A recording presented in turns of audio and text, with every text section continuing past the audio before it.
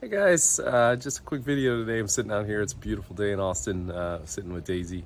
And one of the questions I often get from clients is like, how do I increase the productivity of my teams?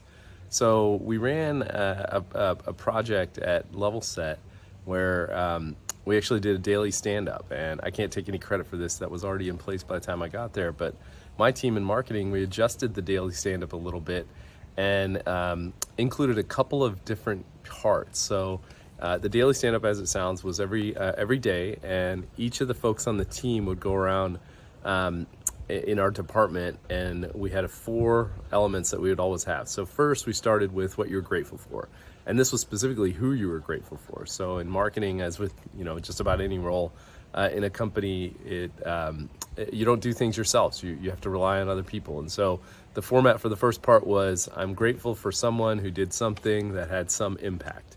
And what we found was that, and there's a lot of research behind this, but just really, really cool to be able to start your day with something where you recognize somebody made an impact and helped you out. So that was the first part. The next part was what your yesterday's today was. So I'm going to come back to that one for a second. And the third one was your today's today. So this is simply the most important task that you're trying to do today. I had a couple of rules with this one. So one was you're not allowed to say, it's attend a meeting or something like that. It had to be a deliverable, it had to be a decision, it had to be sort of moving the ball forward.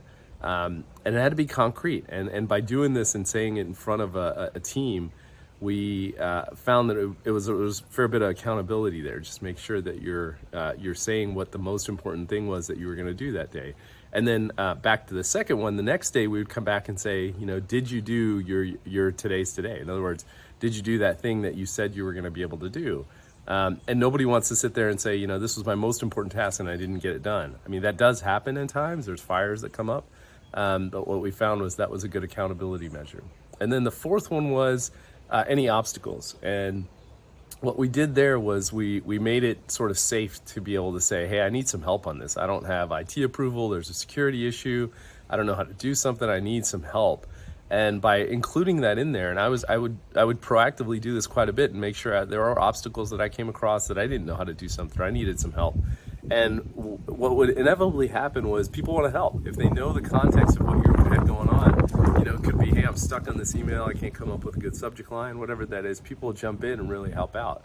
And so we've used this format, actually adopted it and used it at another client, Avery Dennison, and we adopted it for something called Agile for Marketing. So this is a way to increase the productivity of marketing. So I'm curious if anybody else has a stand-up, if they do this to improve the productivity of their teams, what format you use. If so, comment below. Thanks.